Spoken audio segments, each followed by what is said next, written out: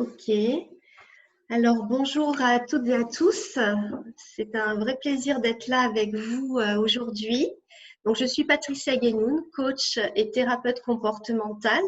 Je suis basée dans la région de Nice, dans le sud de la France. Je suis présente sur les secteurs de Carrosse, Nice et Sophia Antipolis. Et je suis vraiment ravie d'être avec vous ici ce matin. L'intelligence émotionnelle fait partie de ma vie personnelle et professionnelle depuis quelques années déjà. Et c'est un plaisir pour moi de vous en partager quelques clés aujourd'hui.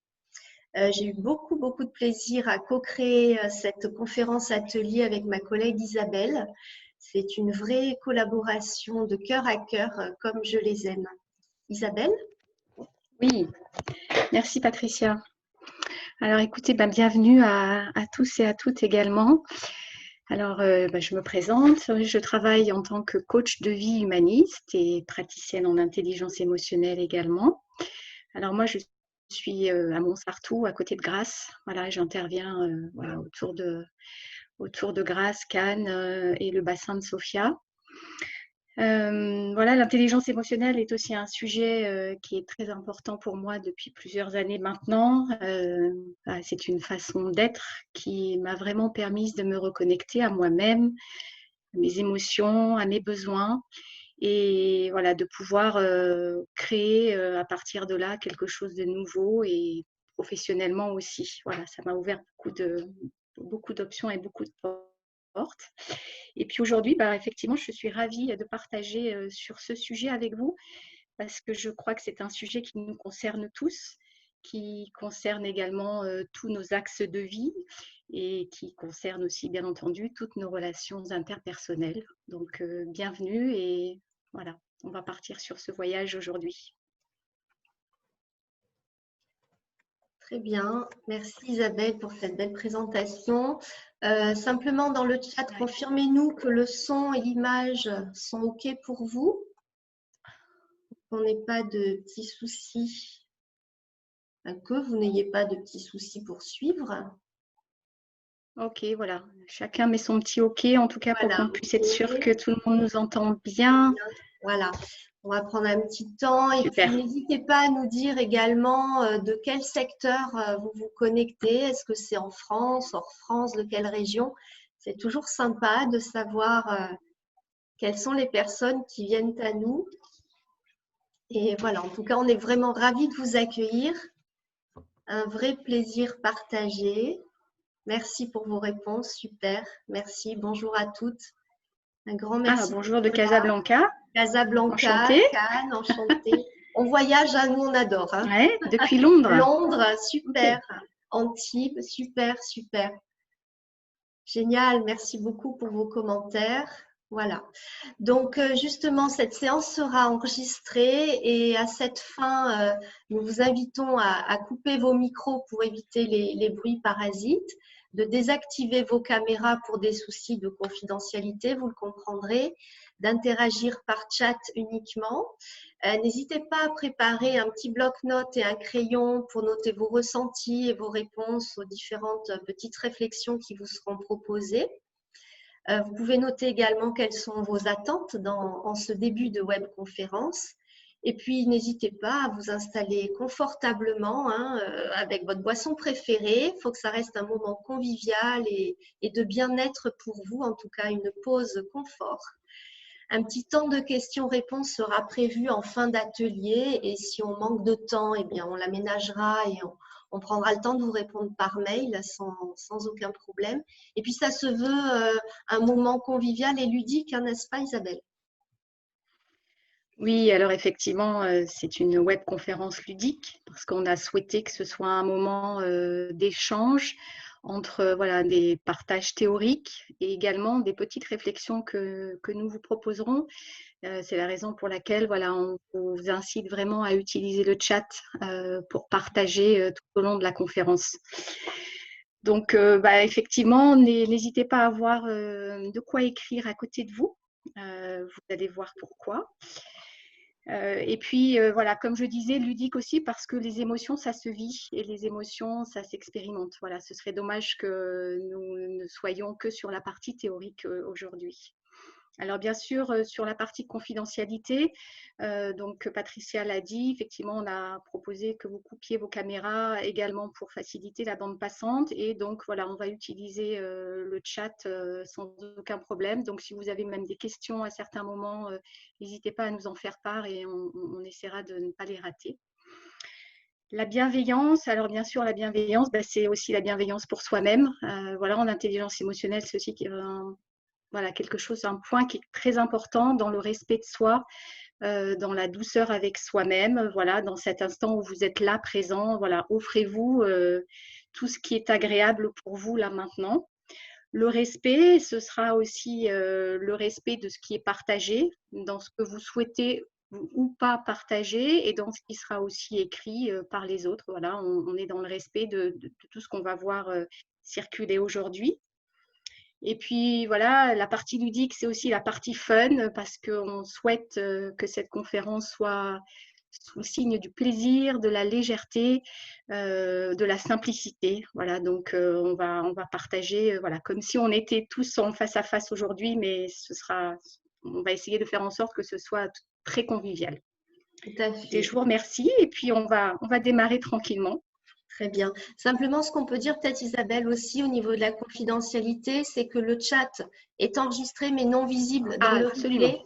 Donc voilà, n'hésitez pas à faire vos commentaires en live, à chaud, à froid, comme vous le sentez. Et enfin voilà, ne vous privez pas de faire des commentaires dans le chat, car ce ne sera pas visible au replay. Voilà, bonne séance à tous. L'image et le son sont toujours OK. Pour les nouvelles personnes arrivées, est-ce que vous pouvez le confirmer peut-être vite fait dans le chat si c'est OK pour vous? Super. OK, nous voilà rassurés. Alors au programme aujourd'hui, eh bien, une invitation à vous mettre à l'écoute de vous-même, comme vous le proposez Isabelle. En quoi vivre et s'épanouir avec l'intelligence émotionnelle est une évidence pour nous? Et puis d'abord, qu'est-ce que l'intelligence émotionnelle? Qu'est-ce qu'en disent les neurosciences? Les émotions, comment ça marche? Quels sont les besoins et les moyens pour passer à l'action? En quoi l'intelligence émotionnelle peut être un pas vers le management bienveillant? Notre petite conclusion, quelques propositions pour aller plus loin, et puis vos feedbacks qui sont importants pour nous, bien sûr. Alors, une première réflexion proposée par Isabelle. Alors voilà, simplement là tout de suite, je vous pose cette question, comment est-ce que vous vous sentez? Voilà, je vous propose là quelques toutes petites secondes d'introspection, là, dans la position dans laquelle vous êtes, dans l'espace dans lequel vous êtes, dans l'environnement dans lequel vous êtes. Et puis, voilà, vous mettre en connexion avec peut-être vos sensations corporelles, votre émotion du moment, et simplement aller choisir la photo, l'image qui correspond le mieux à votre émotion là dans l'instant. Juste là maintenant, sans trop chercher, simplement prendre ces quelques secondes de retour à soi et d'aller sélectionner peut-être l'image qui voilà, vous convient le mieux. Et puis peut-être la noter aussi. La noter pour vous parce que nous y reviendrons voilà, à la fin de la séance. Voilà. Très bien, petite merci. proposition de retour à soi. Merci Isabelle. Alors, pourquoi donc cette évidence de vivre et s'épanouir avec l'intelligence émotionnelle? Eh bien, moi, j'aime beaucoup ce petit proverbe chinois qui dit « Connaître autrui n'est que science, se connaître soi-même, c'est intelligence ». Nous ne pouvons plus nier le rôle non négligeable maintenant des émotions dans notre environnement en perpétuel changement et mouvement. Donc, l'intelligence émotionnelle a un impact bénéfique reconnu sur notre santé mentale et physique, bien sûr. Et puis, elle facilite grandement la prise de décision, le travail en équipe. Elle permet à chacun d'entre nous d'identifier nos émotions, d'en comprendre les causes, les conséquences, d'utiliser au mieux notre intuition, de renforcer notre maîtrise de soi, notre flexibilité et de limiter les situations conflictuelles. Alors, si nous devions donner une définition de l'intelligence émotionnelle, ça pourrait être celle-ci. C'est la capacité d'un individu à reconnaître donc ses propres émotions et celles des autres et à utiliser ces informations pour guider sa pensée, ses comportements de manière efficace et optimale. Alors Isabelle va nous parler des différents axes et des compétences de l'intelligence émotionnelle. Alors, pour rentrer un petit peu plus dans le détail, voilà, l'intelligence émotionnelle s'appuie sur 4 axes. Et de ces 4 axes vont en découler de nombreuses compétences. Alors, les 4 axes qui sont très importants et qu'on détaillera un petit peu plus loin dans la conférence sont la conscience lucide de soi, la conscience lucide des autres, la maîtrise de soi et la maîtrise relationnelle. Voilà, ne vous inquiétez pas, on va rentrer en détail dans ces axes au fur et à mesure. Et ce qui est important de voir, c'est toutes les compétences qui peuvent découler de cette intelligence émotionnelle. On parle voilà, de cohérence, bien sûr, la cohérence entre mes valeurs, mes besoins, la cohérence aussi entre ce que je ressens, ce que je pense et ce que je dis, la ténacité, bien sûr, pour rester connecté à ses objectifs, rester connecté au plaisir, à la joie, au sens, la résistance aux pulsions. Donc, on va rentrer aussi un petit peu plus en détail un peu plus loin. C'est comment réguler ses débordements émotionnels, comment gérer sa frustration. Les pensées positives et la conversation positive, c'est-à-dire conscientiser, réguler ses schémas de pensée et les recadrer vers un discours plus positif pour soi. Alors bien sûr, il y a la gratitude, je ne rentrerai peut-être pas dans le détail, on sait ce que c'est, l'optimisme, l'automotivation, bien sûr la nécessité de conserver le lien avec le plaisir pour rester motivé, l'efficacité personnelle, la capacité à relever des défis, la fluidité, c'est-à-dire être dans un état de facilité, dans un état de bonheur à l'instant présent, c'est-à-dire voilà, être avec le courant et non pas à contre-courant. Bien sûr, on parle aussi d'harmonie sociale dans nos relations interpersonnelles. Et puis, une compétence extrêmement importante en intelligence émotionnelle qui est la tempérance. Et la tempérance, c'est vraiment permettre une régulation entre nos émotions et notre mental. Voilà, travailler, permettre aux deux de travailler en accord et en cohérence. Donc voilà, l'intelligence émotionnelle, on pourrait résumer ça en termes de capacité à être et à faire. Et c'est vraiment ce qu'on va essayer voilà, de dérouler un petit peu aujourd'hui. Ok, super. Merci Isabelle. Alors, notre ami Howard Gardner, qui est un grand psychologue, a défini 9 formes d'intelligence. Et bien sûr, l'intelligence émotionnelle fait partie de ces 9 intelligences, puisque celle-ci s'articule autour de l'intelligence intrapersonnelle et interpersonnelle. Alors, quelles sont-elles, ces 9 intelligences qui nous gouvernent? Eh bien, d'abord, l'intelligence linguistique, qui consiste à utiliser le langage pour comprendre les autres et exprimer ce que l'on pense. Alors, excusez-moi, j'admets quelques personnes à la conférence. Ensuite, l'intelligence logico-mathématique, qui est la capacité de logique, d'analyse, d'observation, de résolution de problèmes. Donc, l'intelligence intrapersonnelle, qui est l'aptitude à faire de l'introspection, c'est-à-dire à revenir à l'intérieur de soi, à identifier ses sentiments, ses pensées, ses comportements et ses émotions, bien sûr. Elle permet de se comprendre soi-même, de voir ce qu'on est capable de faire, de constater ses limites, ses forces, ses désirs, ses rêves et de comprendre ses réactions. C'est aussi la capacité de demander de l'aide en cas de besoin. L'intelligence interpersonnelle, ou ce qu'on appelle l'intelligence sociale, permet d'agir, de réagir avec les autres de façon correcte. Elle permet l'empathie, la coopération, la tolérance. Elle permet de résoudre les problèmes liés aux relations avec les autres. L'intelligence visuospatiale, qui est l'intelligence qui permet la représentation spatiale du monde dans notre esprit, elle donne la possibilité de penser en images. L'intelligence kinesthésique, qui est la capacité d'utiliser son corps pour communiquer ou s'exprimer dans la vie quotidienne ou alors dans un contexte artistique. L'intelligence musicale, qui est la capacité de penser en rythme et en mélodie. L'intelligence naturaliste qui est liée donc à la nature, qui permet de classifier, de reconnaître et d'utiliser les connaissances sur l'environnement naturel, les animaux, les minéraux, les végétaux.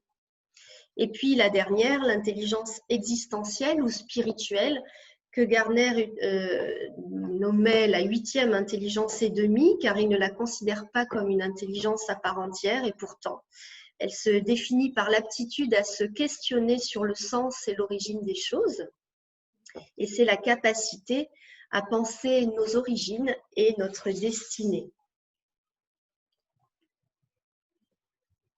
Alors, plusieurs études ont été menées, notamment aux États-Unis, qui définissent les facteurs influençant notre niveau de bonheur chronique ou plutôt notre niveau de bien-être. Donc, dans ces différents facteurs, on identifie 50% à tendance génétique. Effectivement, il y a des familles de grands dépressifs, par exemple, pour qui l'accès au bonheur chronique ou du moins au bien-être sera peut-être plus difficile que dans certaines autres familles. 10% qui sont liés aux circonstances de vie. Évidemment, la donne ne sera pas tout à fait la même pour quelqu'un qui voit le jour dans les quartiers chics de New York ou quelqu'un qui voit le jour dans les bidonvilles en Inde. Et puis, ce qu'il est intéressant vraiment de noter là, c'est que nous avons une part de 40% liée à nos actes volontaires, c'est-à-dire que nous avons 40% de marge de manœuvre, donc liée complètement à notre responsabilité, à notre accès au bien-être, au bonheur et aux meilleures relations dans notre vie. Donc ça, c'est une très bonne nouvelle. Et en tout cas, c'est ce que Eric Kandel, dans sa théorie connexionniste, a voulu nous démontrer. Et dans cette théorie, il nous permet de nous percevoir autrement que des machines génétiquement programmées, préprogrammées, mais plutôt comme des circuits malléables que nous pouvons modifier et guérir. Donc ça, c'est chouette. En ça, donc, l'intelligence émotionnelle est bien plus qu'un outil. C'est une vraie philosophie, une hygiène de vie et une réelle démarche personnelle. C'est-à-dire, qu'est-ce que je fais de ma volonté dans les circonstances de vie qui me sont proposées, quel choix de vie je me donne.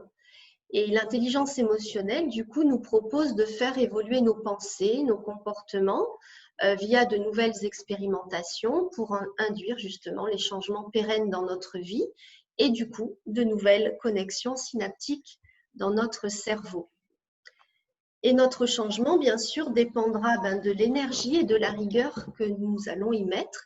Cela implique un effort de volonté important et bien sûr l'acceptation de l'état d'inconfort transitoire entre deux situations.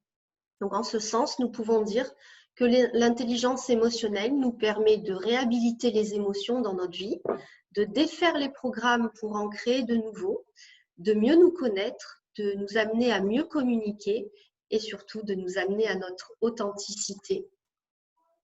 Alors, quoi d'autre dans les neurosciences, Isabelle ? Alors voilà, effectivement, les neurosciences ont également mis en lumière la plasticité du cerveau. Alors, qu'est-ce que la plasticité du cerveau? Tu en as déjà un petit peu parlé. C'est cette capacité du cerveau à remodeler ses connexions neuronales en fonction de l'environnement et des expériences vécues. Et puis, un deuxième point, c'est que le cerveau ne conserve pas forcément les connexions neuronales des meilleures expériences, mais il conserve les connexions des expériences les plus fréquentes. Alors, qu'est-ce que ça veut dire? Ça veut dire que même si notre cerveau a créé tout un réseau de routes neuronales de connexion, d'habitude, on pourrait symboliser ça par des autoroutes, depuis que nous sommes nés, nous avons toujours le choix de pouvoir remodeler, de pouvoir renforcer, de pouvoir créer de nouvelles routes, de nouveaux chemins, en mettant en place de nouveaux fonctionnements. Ça, c'est notre liberté. Mettre en place de nouveaux fonctionnements en ayant de nouvelles expériences, de nouvelles habitudes, de nouveaux apprentissages, de nouvelles façons d'être et de faire.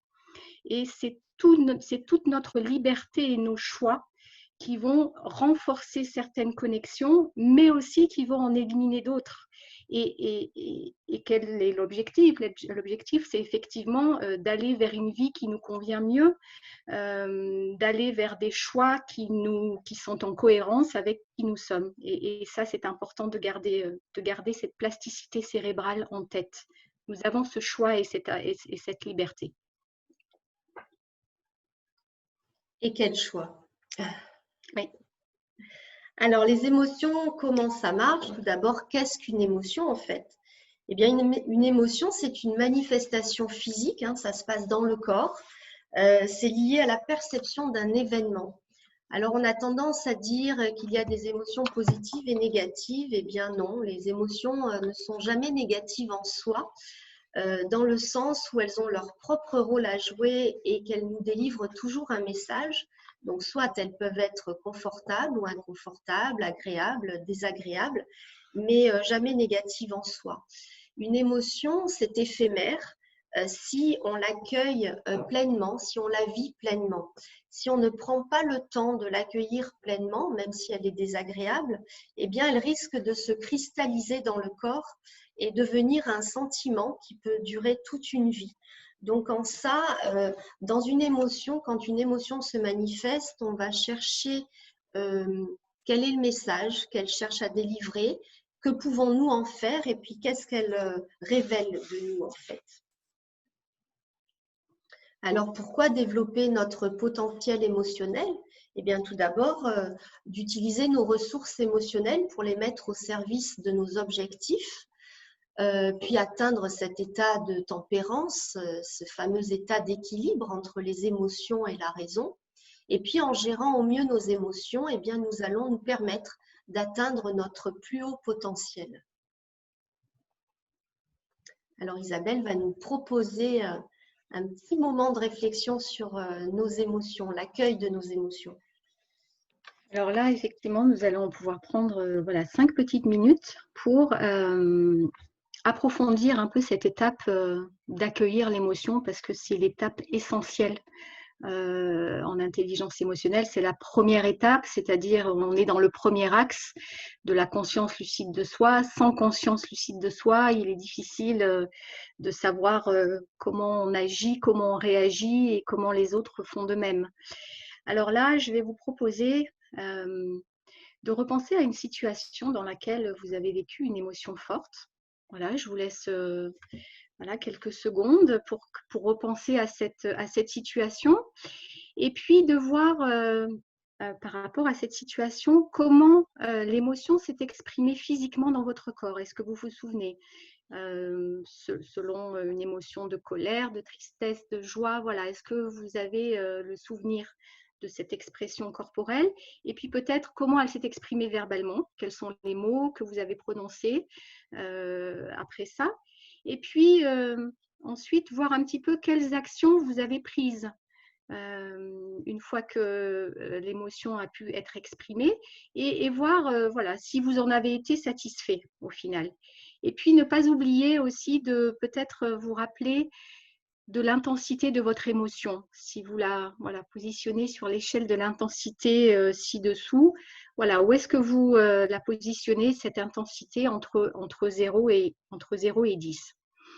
Donc voilà, on vous laisse à peu près peut-être 5 petites minutes. Vous pouvez peut-être le noter, de repenser à cette situation, peut-être même fermer les yeux si vous vous sentez un peu mieux pour aller approfondir ce souvenir et de voir un peu comment les choses se sont passées.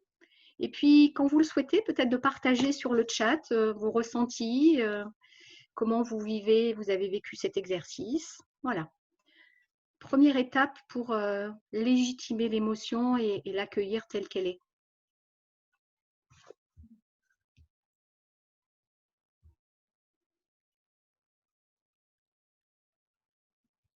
Si vous avez besoin de plus d'informations, n'hésitez pas à partager. Si vous avez besoin de clarification aussi, via le chat.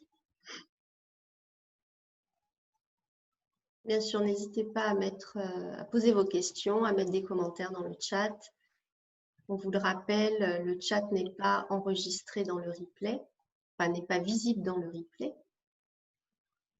Donc n'hésitez pas.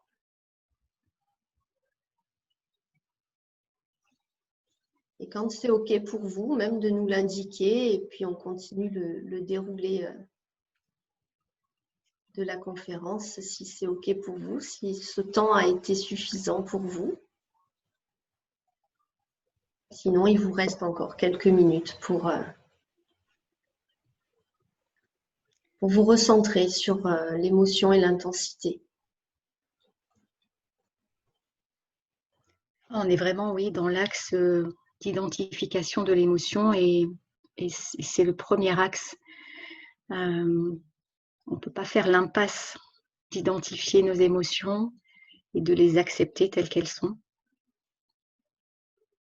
qu'elles soient effectivement agréables ou désagréables.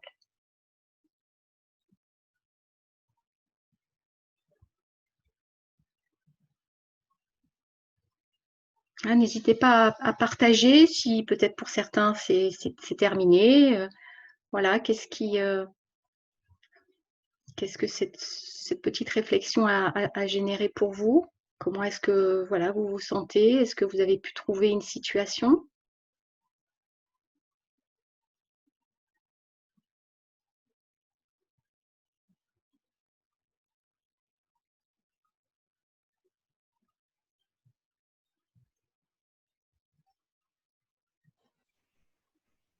Encore quelques secondes.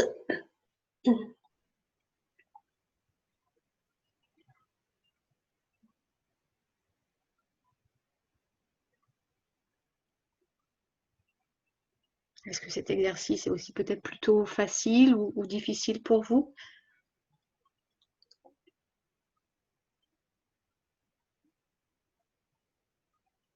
Est-ce que c'est même peut-être nouveau pour vous, effectivement, d'identifier une émotion? C'est peut-être le cas.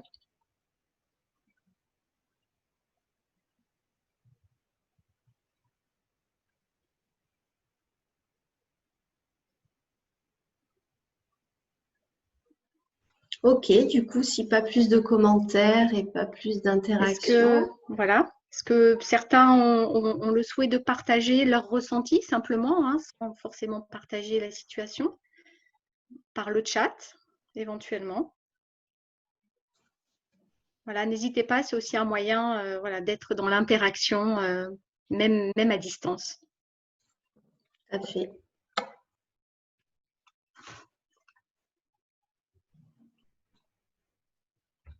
Très bien. Bon, voilà, n'hésitez pas, si plus loin au cours de la séance, voilà.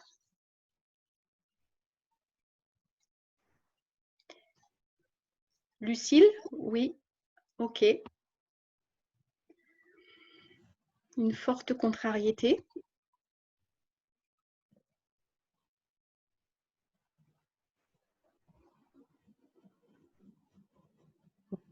D'accord.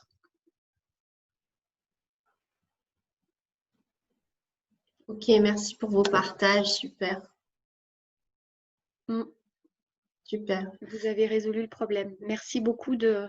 Oui, le corps a parlé. Très bien. Audrey, la colère, la frustration. Ok. Donc ça, c'est très important de l'exprimer, de l'accueillir pleinement, voilà, pour éviter que ça se cristallise dans le corps et que ça puisse faire après des problèmes de santé, d'évacuer l'émotion. Voilà. Tout à fait. C'est intéressant de voir aussi problème résolu après avoir rediscuté calmement. Et ça aussi, oui, c'est effectivement un point important. Super. Merci pour vos merci de vos partages. Oui, c'est important de... Merci. Joli moment de tendresse avec ma fille. Oui, super.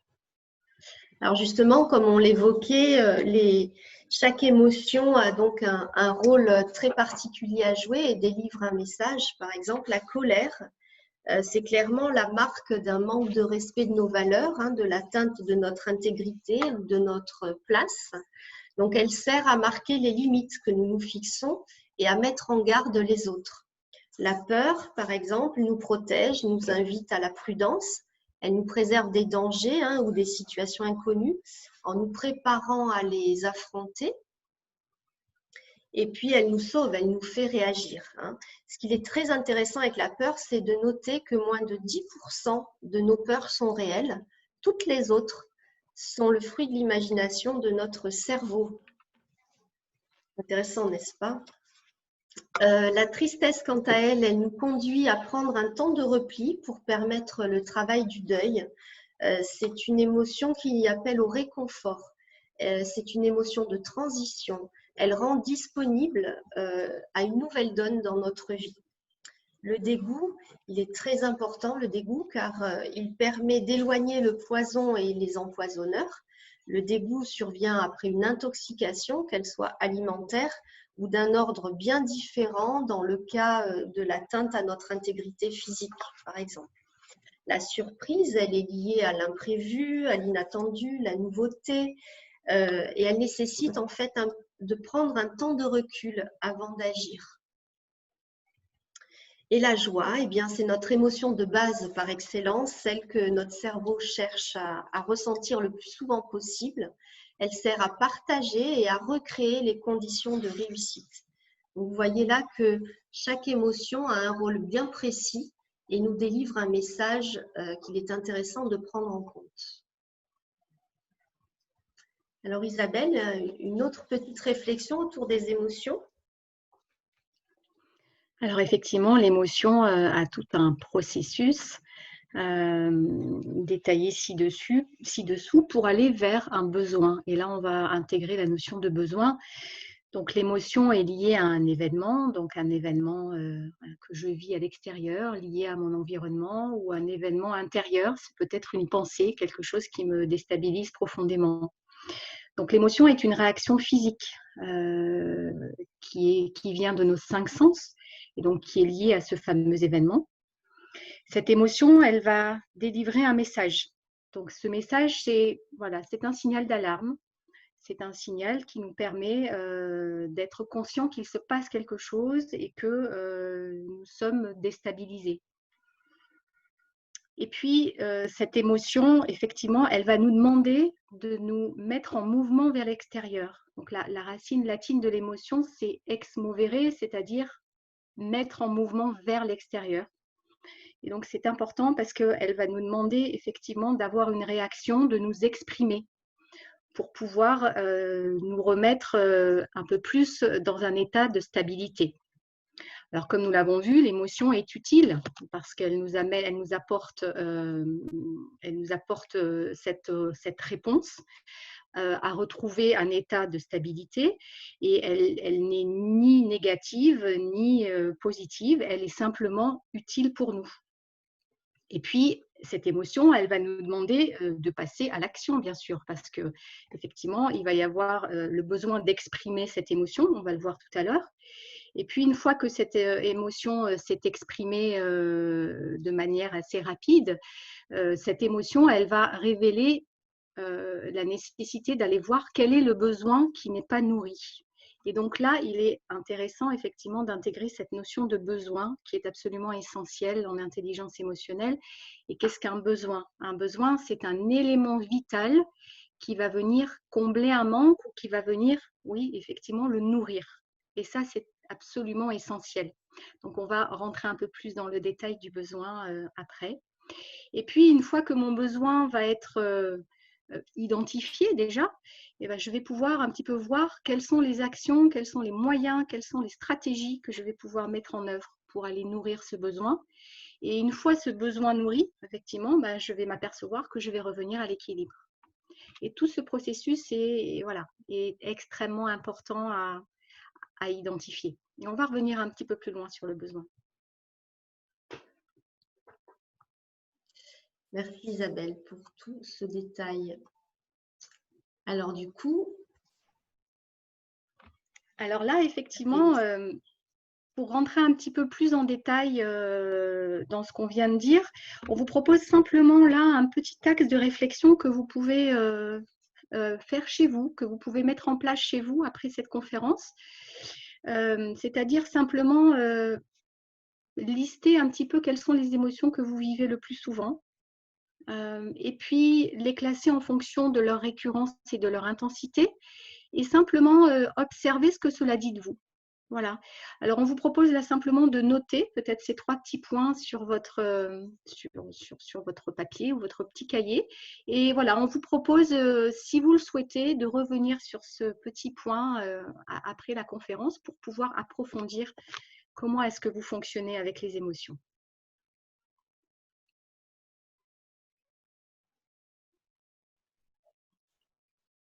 Voilà, Ok, donc on va merci passer. Isabelle. Et donc, la submersion émotionnelle, c'est quoi exactement? J'imagine qu'au vu des photos, ça vous parle, que chacun reconnaît ce genre de situation, que vous avez forcément vécu au moins une fois dans votre vie, ou alors vous êtes super zen, et alors là, vous viendrez faire des conférences avec nous, Et tant mieux. et tant mieux. Alors, c'est quoi la submersion émotionnelle? Eh bien, évidemment, c'est cet état de crise émotionnelle, hein, lorsque l'excitation émotionnelle est à son comble, que la crise est là, bien présente, et qu'il nous est impossible de réagir de façon raisonnée pour la simple et bonne raison qu'à ce moment-là, à cet instant T, à cet instant précis, il y a déconnexion du cerveau émotionnel et du cerveau cognitif. Alors, ça veut dire quoi? Eh bien, ça veut dire que nous sommes dans ce cas-là complètement incapables de raisonner, ni d'être logique, ni d'avoir de l'empathie, ni même de prendre des décisions. Et que sans retour au calme, nous ne pourrons pas revenir à la raison. Et donc, pour ce retour au calme, eh bien, les neurosciences nous ont appris qu'il nous fallait un temps minimum de 20 minutes. Donc, vous voyez, ce n'est pas immédiat, hein, on a vraiment besoin de ce temps relativement long pour faire redescendre la pression, pour que l'émotion redescende. Et pour permettre ce retour au calme, eh bien, nous préconisons donc de s'isoler, d'aller respirer, de se recentrer, de méditer. Ça peut être aller faire un tour dans la nature ou aller marcher. En tout cas, ce qu'il est important de noter, c'est qu'on ne peut pas avoir de retour à la raison sans retour au calme et sans un temps de recentrage. Alors justement, en développant notre intelligence émotionnelle, eh bien, nous visons à atteindre ce fameux état de tempérance qui est cet équilibre entre les émotions et la raison. Alors comment? Eh bien, en s'appuyant justement sur les 4 axes de l'intelligence émotionnelle, qui sont donc la conscience lucide de soi, comment? Eh bien, par l'observation et l'identification de nos propres émotions, sans stratégie d'évitement, et puis par la conscience des mécanismes mis en œuvre, hein, les mécanismes émotionnels et cognitifs. Puis il y a la maîtrise de soi avec l'autorégulation de nos émotions. Et quand on dit autorégulation, c'est justement de ne plus être dans le contrôle de nos émotions, dans la capacité d'observation également, dans la douceur envers soi, dans la tolérance et l'acceptation de l'état d'inconfort, et puis dans la mise en place d'actions appropriées. Et puis la conscience lucide des autres avec le développement de l'empathie et de l'écoute active.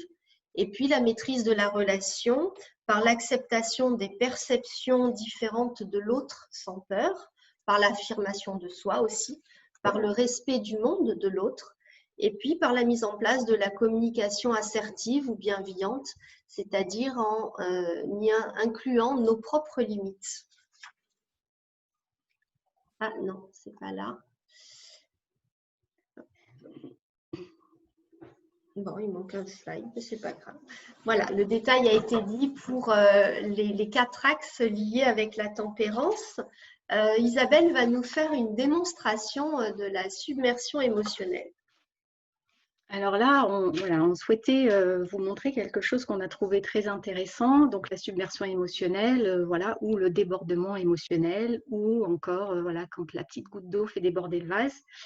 Effectivement, Daniel Siegel, qui est un neuroscientifique américain, a voulu un petit peu modifier ce qui se passe dans le cerveau quand on est en submersion émotionnelle. Donc, je vais vous le montrer. Voilà, je vais vous montrer mon bras avec mon poing. Voilà, j'espère que tout le monde le voit bien. Donc, effectivement, entre voilà, le poignet et l'avant-bras, c'est le tronc cérébral, c'est la colonne, voilà, c'est la colonne vertébrale. Et puis, on va dire ici que c'est voilà, notre cerveau. Ici, c'est la partie basse de notre cerveau, celui qui gère tous nos automatismes, c'est-à-dire nos fonctions de survie. Quand on a peur, voilà, tous nos réflexes pour rester en vie. Et puis, ce sont toutes nos fonctions aussi organiques qui nous permettent de rester en vie, la digestion, la respiration, etc. Et puis, voilà, si j'ouvre un petit peu ma main, au-dessus, on a la partie limbique qui est le siège de nos émotions. Et puis, si je referme ma main, comme ceci, on a ici toute la partie du cortex, voilà, en imaginant devant le front. Et puis à l'arrière, toute la partie de notre cerveau pensant, c'est-à-dire celui qui nous permet de penser, de réfléchir, de décider. Donc, et puis au niveau de nos doigts, voilà, cette partie qu'on appelle le néocortex qui va nous permettre de réguler nos émotions. Voilà. Et quand nous sommes en submersion émotionnelle, il se passe ça. Voilà. Donc je déplie ma main, ce qui veut dire que nous perdons la connexion. En fait, nous perdons la connexion entre notre partie du cerveau pensant qui nous permet de prendre du recul, de prendre des décisions, de réfléchir, et nos émotions ici. Et donc, nous sommes uniquement en prise avec nos émotions. Nous n'avons plus cette capacité de pouvoir réfléchir, de pouvoir penser, de pouvoir nous calmer, de pouvoir prendre de bonnes décisions. Et ça, c'est vraiment très, très important à prendre en compte. Donc, comme disait Patricia, nous, à ce moment-là, nous avons vraiment besoin d'un temps de pause, d'un temps de recul, c'est-à-dire clairement de nous reconnecter à notre respiration, à nos fonctions vitales ici, de revenir à notre corps pour que les connexions à nouveau puissent se refaire. Et pour que là, nous ayons la possibilité, une fois que ce recul est pris, que nous sommes revenus au corps, de pouvoir peut-être poser des mots et nommer l'émotion qui nous a submergés. Et puis, dans un dernier temps, pouvoir expliquer ce qui s'est passé et pouvoir peut-être mettre en place même d'autres stratégies pour que ça ne se reproduise pas. Et ça, c'est vraiment capital. Et ce qu'on peut dire aussi, c'est que cette partie pensante du cerveau est la dernière partie qui arrive à maturité dans l'évolution de l'homme, c'est-à-dire qu'elle arrive à maturité à peu près à l'âge de 25 ans. Et donc, on parle de ces connexions qui se font entre la partie pensante et la partie des émotions. Et donc, chez l'ado, voilà, on peut imaginer que, et c'est vérifié, ce sont les neurosciences qui nous le disent, chez l'ado, effectivement, ces connexions ne sont pas encore terminées. Ce qui va peut-être nous permettre de comprendre parfois des réactions trop intenses, des réactions qui pourraient parfois ne pas avoir de sens, des réactions ou même des prises de risques, voilà, chez nos ados.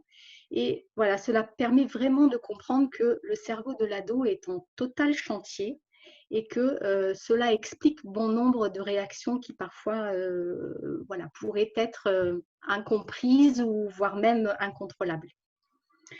Et je voudrais ajouter une petite chose, c'est qu'effectivement, les avantages de revenir au temps de pause, il y en a plusieurs. C'est d'abord effectivement de se reconnecter à la respiration. C'est effectivement, en revenant au temps de pause, c'est d'éviter aussi que les personnes en face soient contaminées par l'émotion, parce qu'une émotion est extrêmement contagieuse. Et quand nous sommes en colère, effectivement extrêmement en colère, nous allons contaminer toutes les personnes qui sont autour de nous. Et je pense que ça, vous l'avez déjà vérifié ou observé. Quand on rentre du travail et qu'on est parfois un petit peu en colère, voilà, on transmet très très vite notre stress. Et puis une dernière chose, c'est que quand nous sommes dans cet état-là, il est absolument inutile de vouloir convaincre, il est inutile de vouloir argumenter, il est inutile de vouloir demander à la personne de se calmer, en tout cas de faire appel à cette partie-là qui va permettre de réfléchir. Parce que ce n'est pas le moment, il est même dans l'incapacité de le faire physiologiquement. Voilà. Donc c'est très important de comprendre un petit peu ce fonctionnement du cerveau et ça peut vraiment nous aider dans nos relations de tous les jours. Ok, voilà pourquoi. Voilà pourquoi. Ceci explique cela. Tout à fait. Je fais toujours entrer des personnes dans la salle d'attente. Voilà. Maintenant, le lien, pardon, entre Voilà. les émotions et le besoin, justement. Tu l'évoquais tout à l'heure. Alors, tout à fait. Là, les liens entre émotion et besoin, c'est intéressant de voir que, voilà, en lien avec nos émotions de base, donc nos 6 émotions de base, alors on a vu que lié à chaque émotion, donc nous avons des sensations et c'est ce qui est important de pouvoir identifier. Quelles sont les sensations du corps quand j'ai peur, quand je suis en colère, quand je suis triste, quand je suis dans le dégoût, quand je ressens de la surprise ou quand je ressens de la joie. Et puis de voir que derrière la sensation, on a forcément, alors je ne dirais pas un besoin immédiat comme il est noté ici, mais je dirais une réaction immédiate. Parce que comme on l'a vu, l'émotion nous demande de passer à l'action, donc on va exprimer quelque chose, exprimer de manière immédiate. C'est-à-dire si j'ai peur, je vais peut-être crier, je vais peut-être pleurer, je vais peut-être m'enfuir, je vais peut-être trembler. De même pour la colère, je vais avoir des réactions qui sont associées à la colère. Et pour chacune des émotions, je vais avoir des réactions associées à ces émotions. Et puis maintenant, pour y associer le besoin, la question qu'on peut se poser là pour être dans le besoin profond, c'est peut-être de quoi aurais-je eu besoin pour me sentir mieux. Voilà. Et quand on est dans ce besoin profond, par exemple, si j'ai eu peur, donc j'ai eu ma réaction immédiate et c'est de quoi j'aurais eu besoin pour me sentir mieux à ce moment-là. Eh bien peut-être de me sentir en sécurité et peut-être d'être rassurée. Et on va voir plus loin quels sont les moyens qu'on peut mettre en place pour du coup se sentir en sécurité et être rassuré. De même pour la colère, de quoi j'aurais eu besoin pour ne pas être en colère ou en tout cas pour me sentir mieux à ce moment-là, eh bien peut-être d'être respecté, d'être écouté, d'être compris. Et on va voir plus loin de quelle façon on peut, voilà, chacun peut trouver aussi ses propres stratégies pour la prochaine fois être mieux respecté, être écouté, être compris. Voilà, la tristesse, eh bien, de quel besoin, de quoi j'aurais eu besoin pour me sentir mieux, peut-être effectivement être consolé, être pris dans les bras, être écouté. Et pour chacune des émotions, voilà, on va y intégrer ce besoin profond qui est absolument essentiel. Et on va aller un peu plus loin en profondeur dans ce besoin.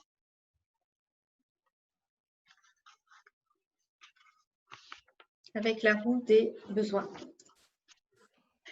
Alors voilà, la roue des besoins, c'est un outil qui est absolument fondamental et c'est très intéressant voilà, qu'on puisse vous le présenter là aujourd'hui parce que c'est vraiment un élément sur lequel il est essentiel de s'appuyer.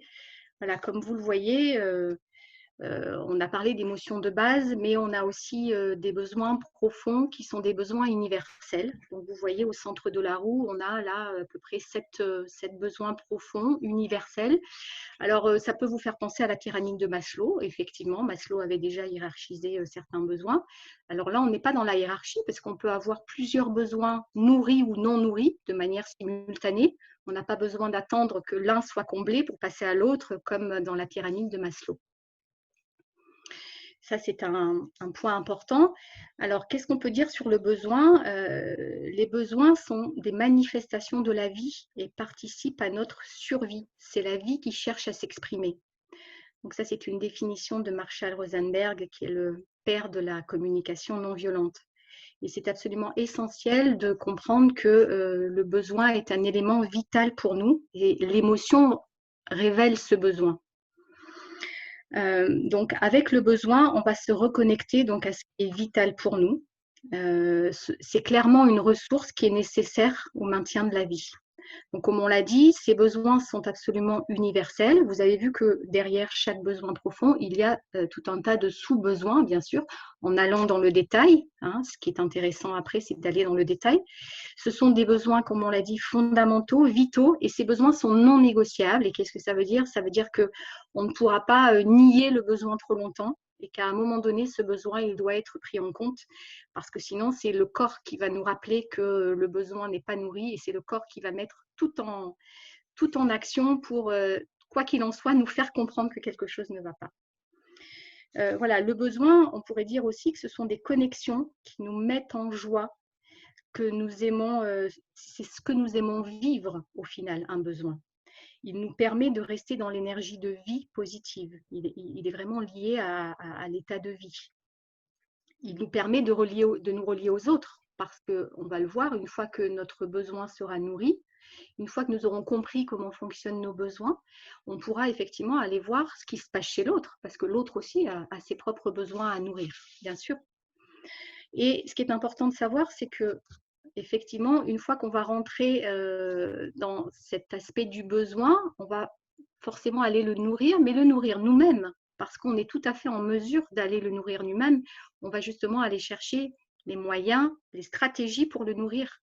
Et donc, ce qui veut dire que nous avons la main nous sommes responsables et nous pouvons le faire de manière autonome sans avoir besoin de le demander à l'autre. Et ça, c'est un élément essentiel qui aussi fait partie de la communication non violente. Voilà, mais c'est comment je vais nourrir mon propre besoin sans avoir besoin de le quémander, de le réclamer à l'autre. Et ça, c'est absolument essentiel.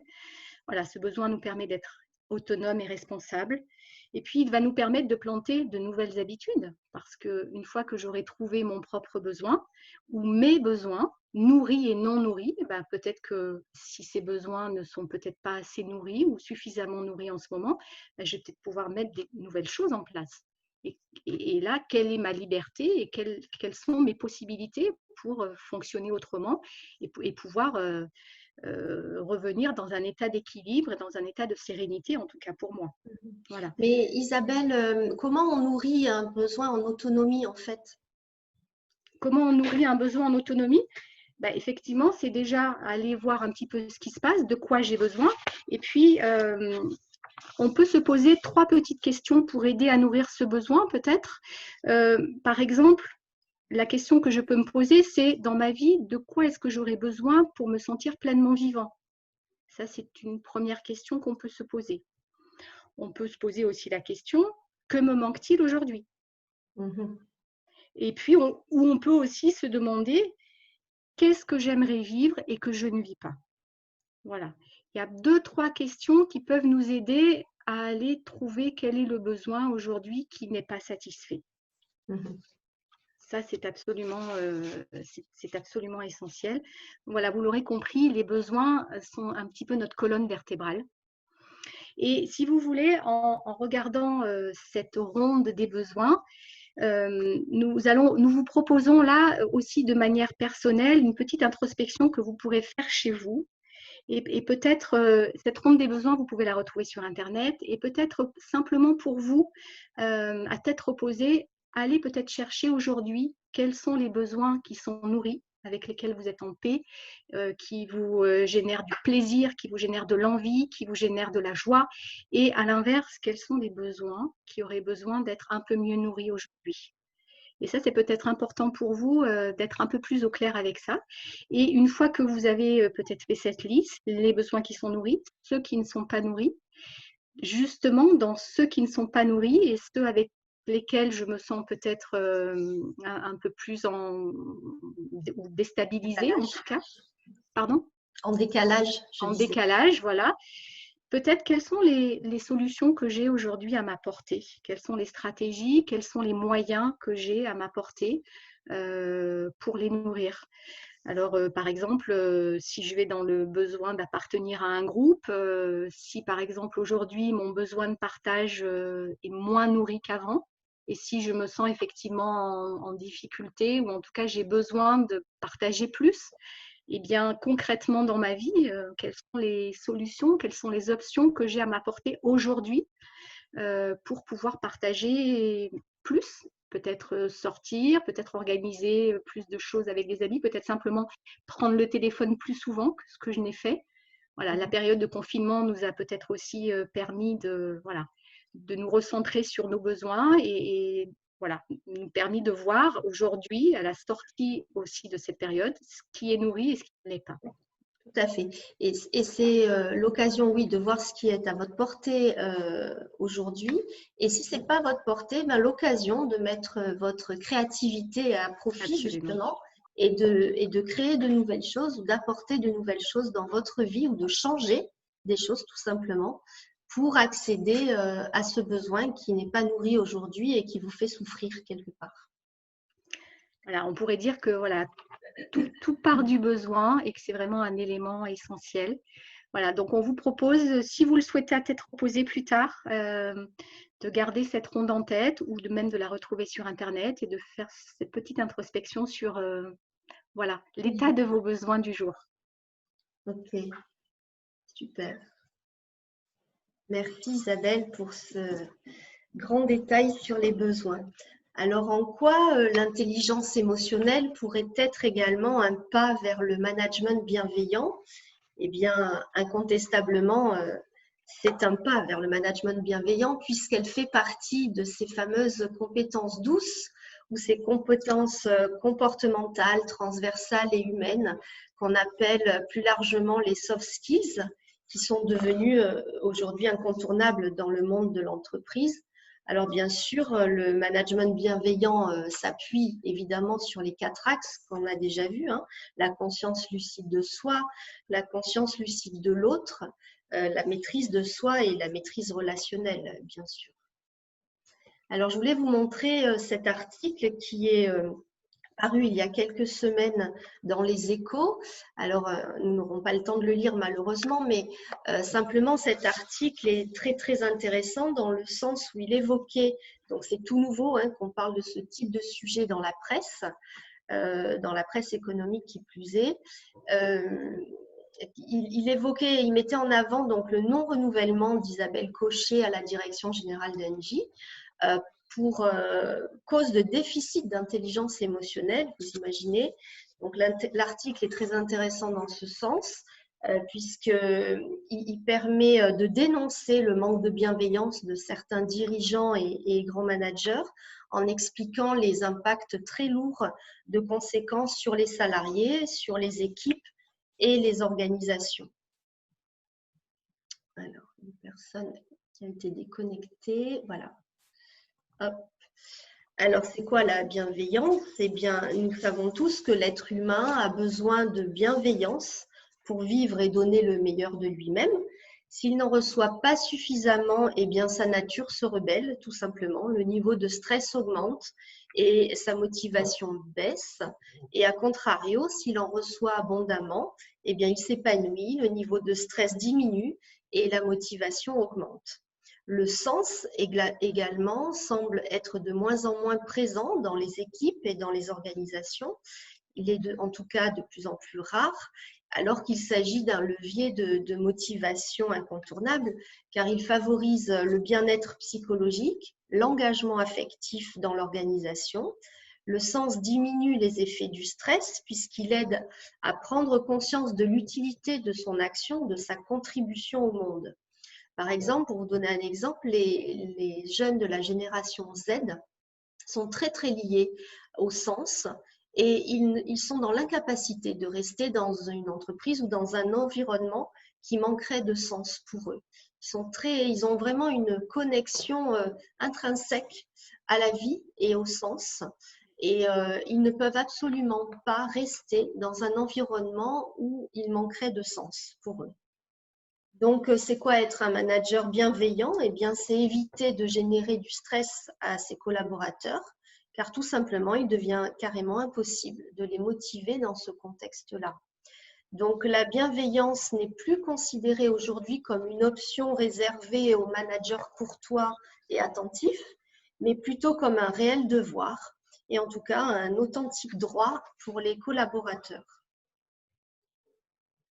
Alors Isabelle, tu voulais nous proposer une nouvelle petite réflexion sur les relations interpersonnelles.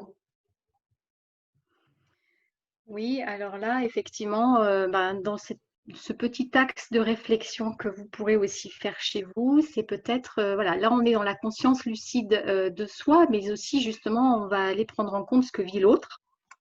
Et peut-être vous poser la question de ce qu'a vécu l'autre à un moment donné lors d'une situation récente, une situation alors peut-être conflictuelle et que vous avez vécue dans votre environnement professionnel, même si vous étiez confiné.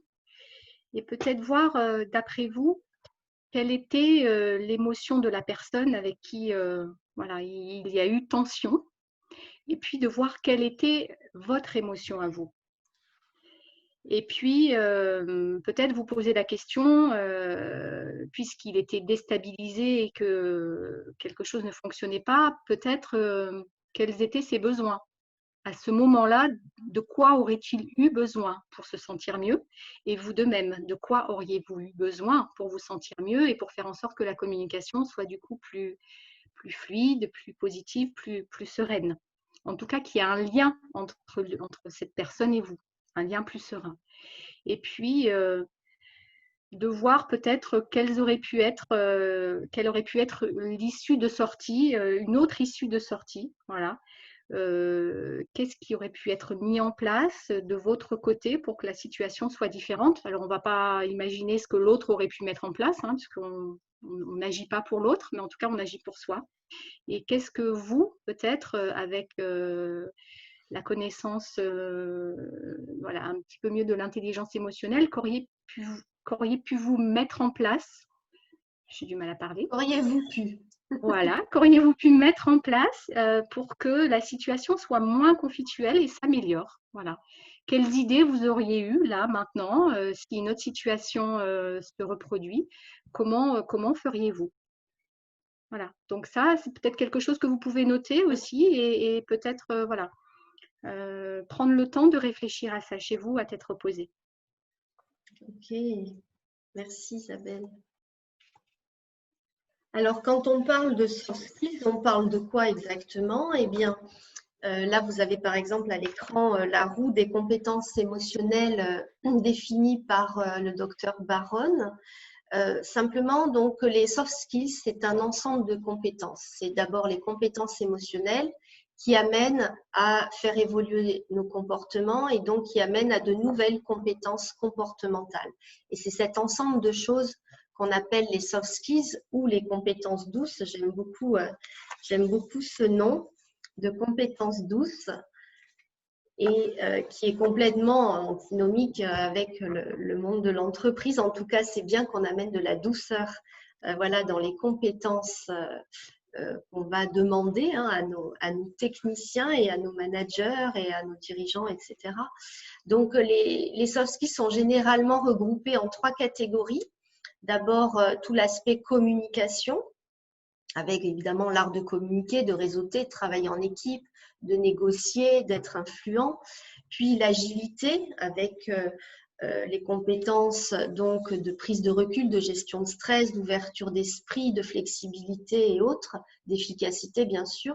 Et puis tout l'aspect personnalité, avec la confiance en soi, la persévérance, l'automotivation, la résilience, hein, la capacité à la résilience, l'organisation, l'assertivité qu'on évoquait beaucoup tout à l'heure, l'empathie, la fiabilité, etc. Donc aujourd'hui, en fait, pour être recruté ou être performant, tout simplement, au travail, les seules compétences techniques ne suffisent plus. Nous devons développer des qualités qu'on appelle non professionnelles, telles que la créativité, l'empathie, la flexibilité, etc. En fait, ces compétences émotionnelles et comportementales sont tout ce qui nous différencie du robot. Et elles sont devenues centrales aujourd'hui dans la recherche des recruteurs. Alors, le World Economic Forum s'est amusé à faire un top 15 des soft skills à posséder à tout prix en 2020. Alors, je vais vous les lister et vous les expliquer. Elles sont intéressantes. Elles peuvent aussi prêter à débat. Hein. C'est chacun qui verra. En tout cas, en numéro 1 vient la résolution de problèmes, car dans un contexte de changement permanent, les salariés doivent plutôt être orientés solutions. La confiance en 2, qui est la confiance en soi, bien sûr, mais la confiance aux autres et la confiance en l'avenir.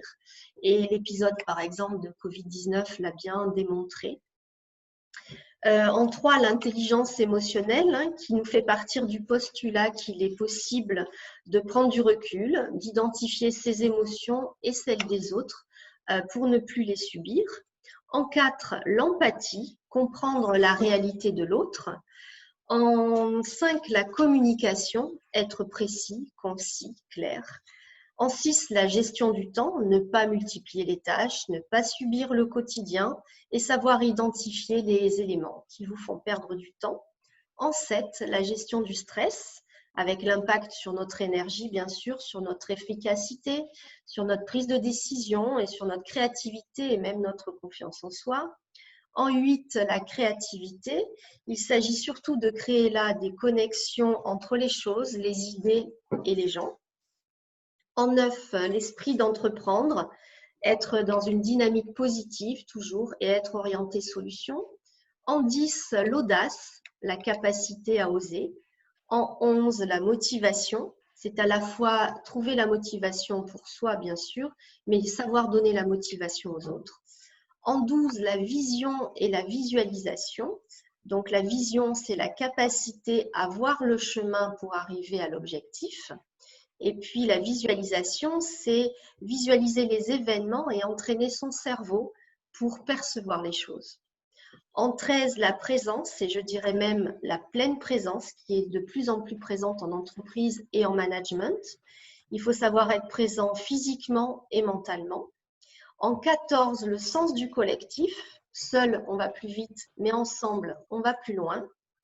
Et en 15, pour finir, la curiosité, qui permet à la fois, bien sûr, d'apprendre de nouvelles choses, mais aussi d'apprendre des autres et apprendre de soi. Alors justement, Isabelle, tu voulais nous proposer de nouveau une petite réflexion sur nos compétences douces au quotidien. Oui, alors c'est vrai que le slide que tu as partagé est très, très chouette. Et on voulait effectivement vous inciter à vous poser la question sur vos propres compétences douces au quotidien, puisque là, on parle de l'axe professionnel, mais on peut tout à fait aussi se projeter dans l'axe personnel.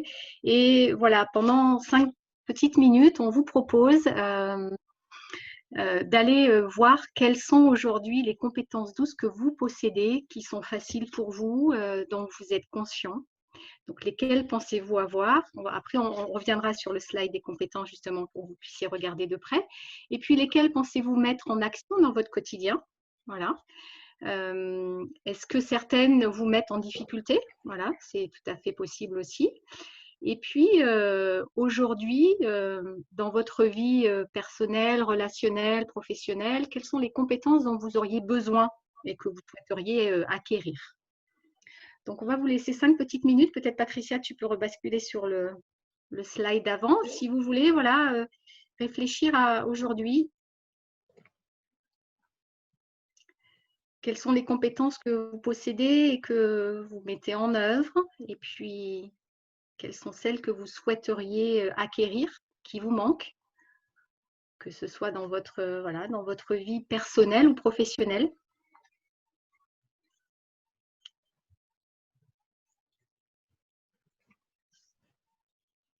Effectivement, je pense que c'est intéressant aussi d'approfondir ce point-là, puisque ça fait partie voilà, des compétences de l'intelligence émotionnelle. Et toujours intéressant de savoir un petit peu consciemment où est-ce que j'en suis aujourd'hui et ce que j'aimerais acquérir, améliorer. Pour permettre voilà, certains changements dans ma vie, pour atteindre certains objectifs qui me tiennent à cœur.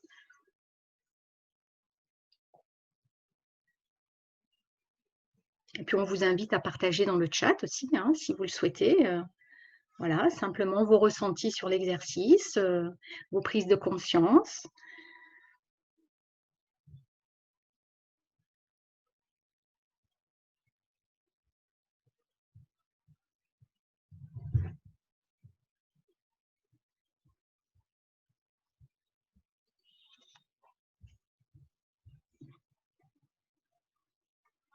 Et puis, si voilà, certaines compétences ne sont peut-être pas assez suffisamment claires, n'hésitez pas à nous en faire la demande et puis Patricia peut refaire le point sur celles.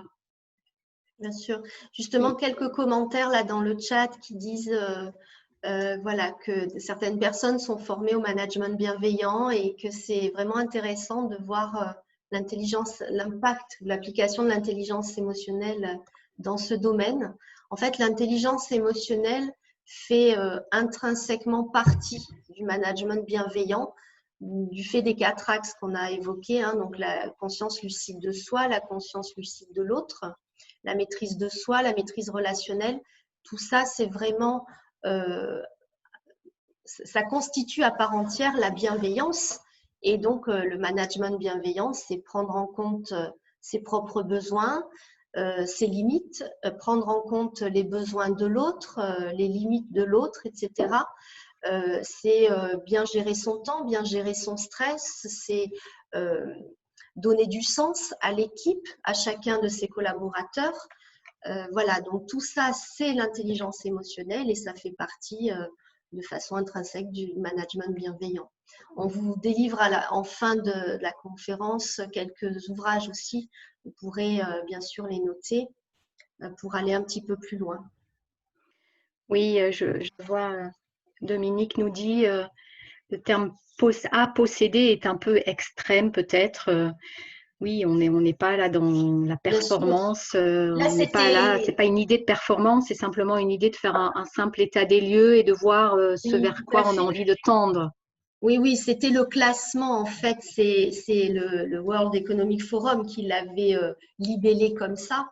Mais bien sûr, il n'y a aucune obligation de rien. C'est plutôt les 15 soft skills en vogue, on va dire, pour 2020.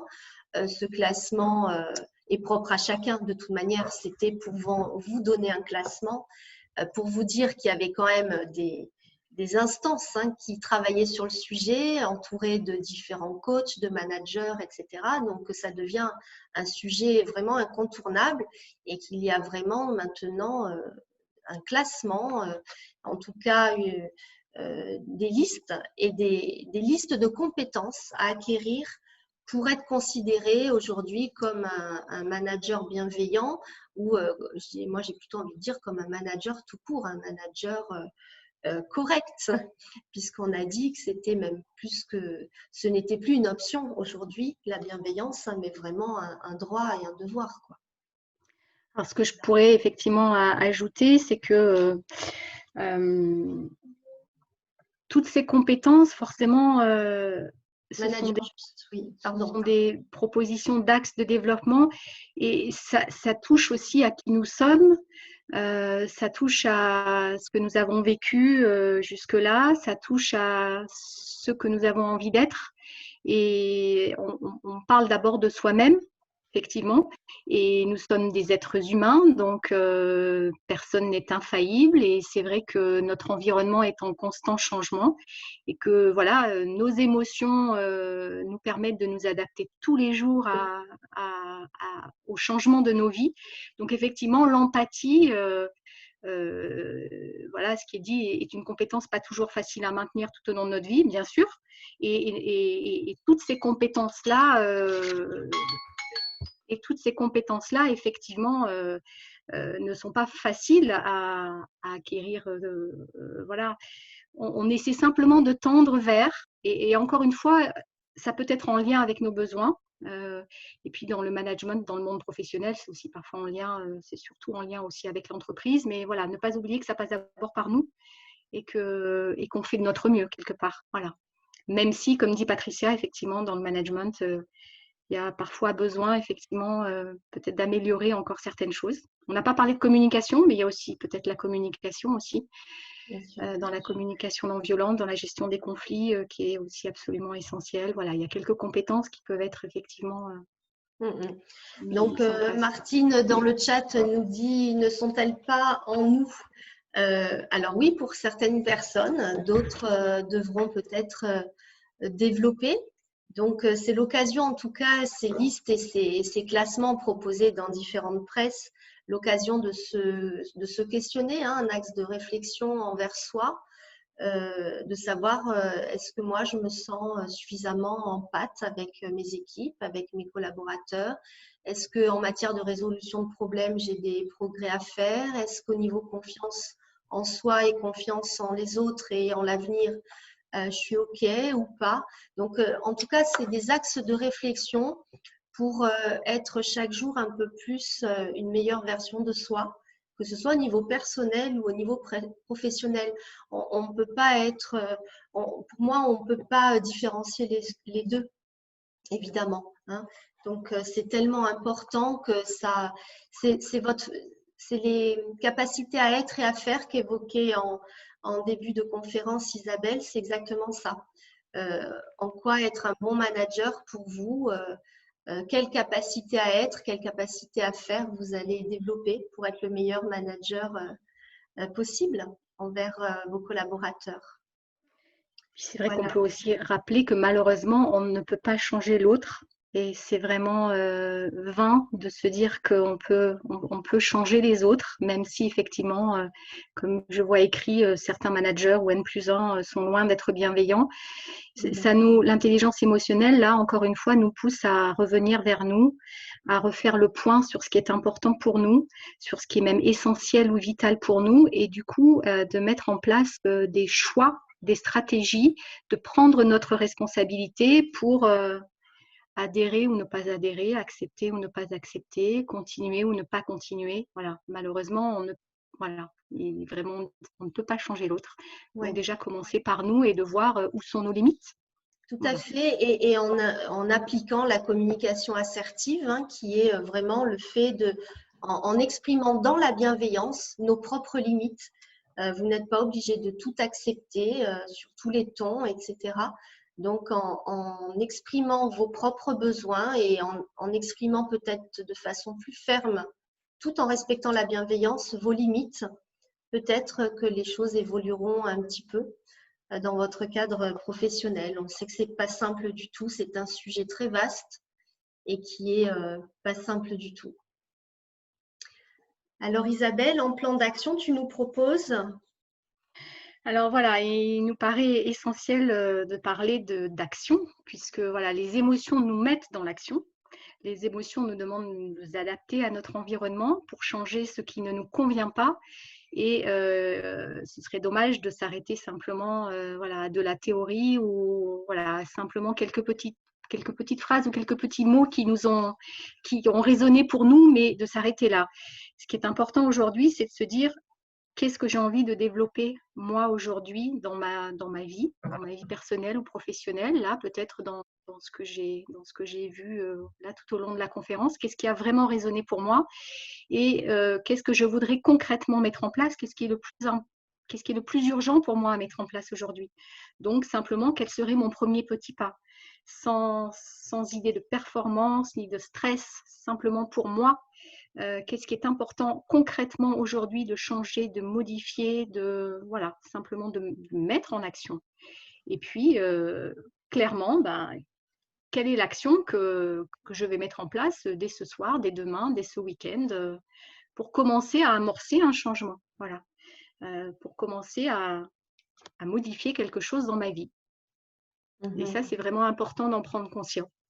D'en prendre conscience et de pouvoir être dans cet axe de réflexion, parce qu'une simple réflexion restera à l'état de réflexion et voilà, je crois qu'il est nécessaire de passer dans l'action.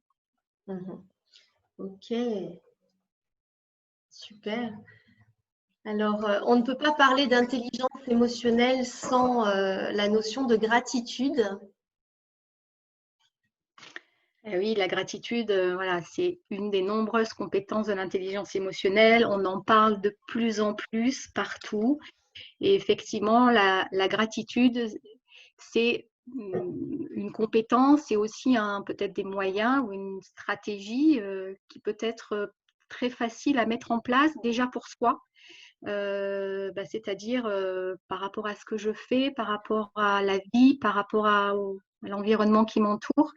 Voilà, qu'est-ce qui est important pour moi et voilà, cultiver la gratitude dans mon quotidien, c'est quelles actions, quels mots, quels comportements, quelles attitudes j'ai et qui font que voilà, aujourd'hui, je me sens serein, je me sens reconnaissant de ce que j'ai, de ce que je vis, de ce que je partage. Voilà, c'est déjà pour soi-même. Et puis peut-être après, en famille, en collectivité, dans l'environnement professionnel, ça peut être remplir un bocal de gratitude envers soi, envers les autres, envers la vie. Mettre des petits mots pour soi, pour chacun, dans ce que j'ai apprécié, dans ce qui a été fait, dans ce que j'ai remarqué. C'est valoriser, c'est voilà, appuyer sur le positif, reconnaître ce qui est positif, prendre des décisions ou des actions orientées solutions, voilà, et surtout en prendre conscience. Vraiment, vraiment s'arrêter à un moment et prendre conscience de ce qui est là, de ce qui a été fait, de ce que j'ai pu faire moi et de ce que l'autre a pu faire aussi pour me rendre la vie plus agréable Et c'est vraiment voilà, une compétence qu'on peut mettre en action très facilement avec voilà, nos enfants, nos conjoints, dans notre vie de tous les jours. C'est ça. En cultivant la gratitude vraiment envers soi et envers la vie, on change complètement notre perception aux choses et à la vie en général. Donc, c'est vraiment important de commencer par des petites choses à cultiver la gratitude dans son quotidien. Merci Isabelle pour ça. Donc, pour conclure, parce qu'il nous reste très peu de temps, si on veut prendre en compte quelques questions et puis vos feedbacks. Donc, simplement pour conclure, on pourrait citer Yos Kotsu, ou le citer partiellement en tout cas.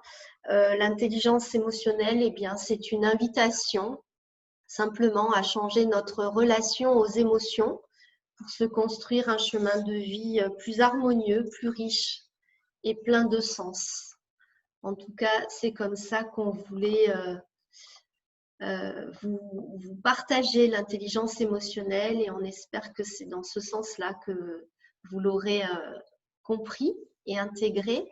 Quelques propositions pour aller plus loin. Alors la liste, bien sûr, est bien loin d'être exhaustive.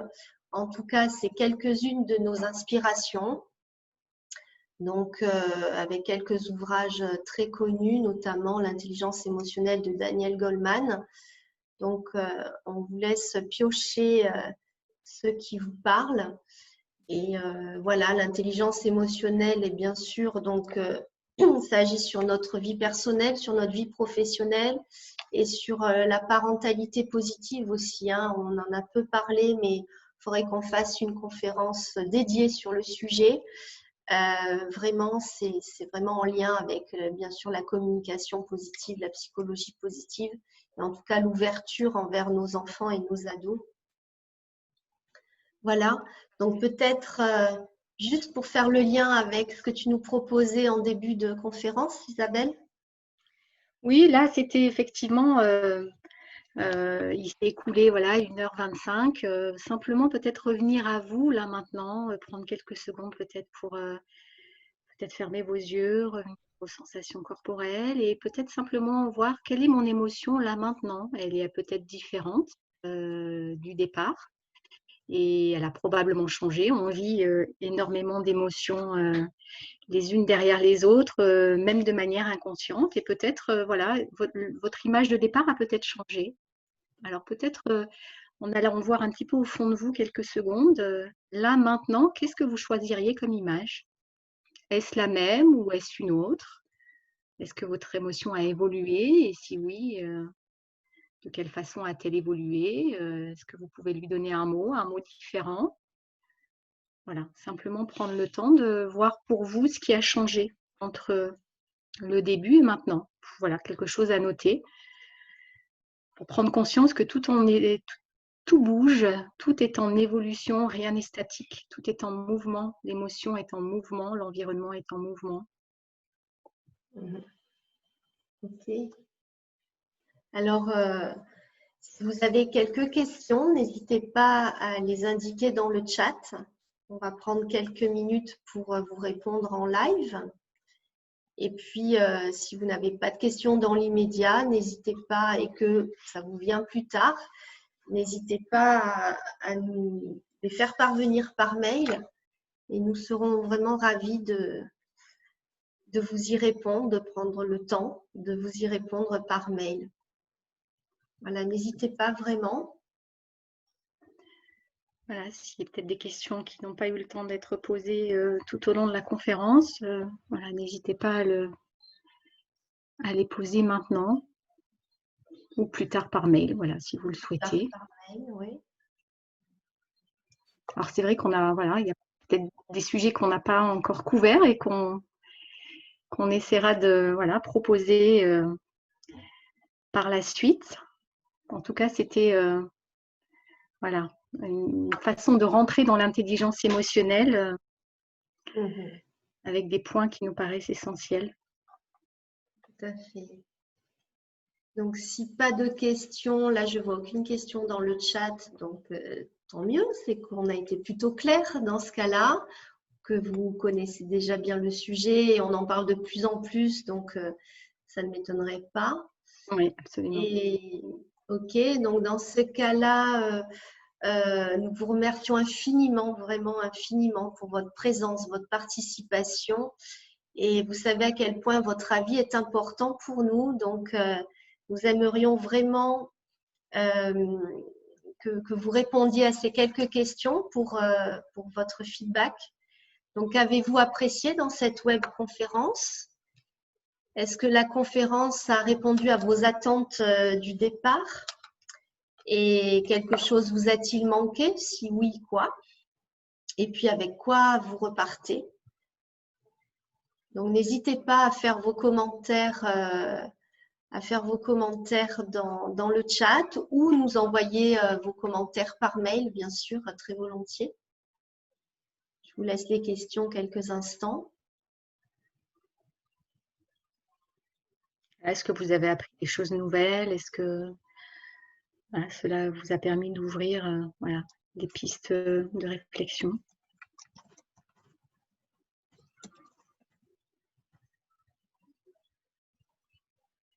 Donc, des commentaires dans le chat qui nous disent très intéressant, un bon départ pour se questionner, s'introspecter. C'était vraiment notre intention dans cette conférence, Isabelle, de vous amener quelques axes de réflexion.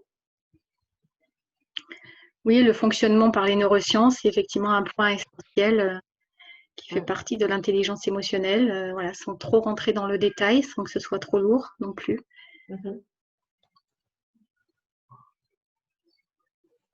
Oui. Je repars avec l'envie de m'améliorer et l'envie de partager ces données avec ma famille. Merci beaucoup. C'est chouette de vouloir le partager ensuite. Oui, ça absolument. Voilà, c'est l'idée dans ce qu'on propose. Super.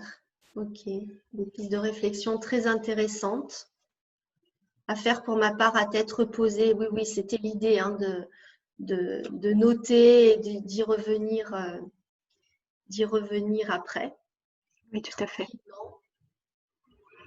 La submersion, oui, bien sûr, c'est effectivement un élément qui est essentiel à comprendre et qui peut aussi être travaillé effectivement pour s'inviter de moins en moins dans nos vies, puisque l'intérêt c'est que effectivement on arrive de mieux en mieux à réguler cette petite goutte d'eau qui fait déborder le vase et qui le fait déborder de manière plus sereine, en tout cas pour soi et pour les autres. Ok, super. Un grand merci pour vos commentaires et vos partages. Tant mieux si le rythme vous a convenu. C'était l'idée aussi. On ne se situe pas du tout là comme des expertes, mais plutôt comme des personnes avec l'envie de partager quelques clés. Et voilà. Et de façon la plus ludique possible. Donc, merci à vous tous, en tout cas, d'avoir partagé ce moment avec nous. Et puis, n'hésitez pas à revenir vers nous voilà, avec les adresses mail si vous les avez notées, si vous avez des questions ou des points à partager ou à nous soumettre. Voilà, on reste à votre écoute. Voilà, tout à Merci à tous et à toutes. Et puis, on vous souhaite un excellent week-end. Merci. Un excellent long week-end, d'ailleurs. Merci à toutes et tous pour votre présence et votre participation. C'était un plaisir partagé pour nous. Merci beaucoup. Merci Patricia aussi. Merci Isabelle. À bientôt. Bon week-end à vous. Au revoir. Bon week-end. Au revoir.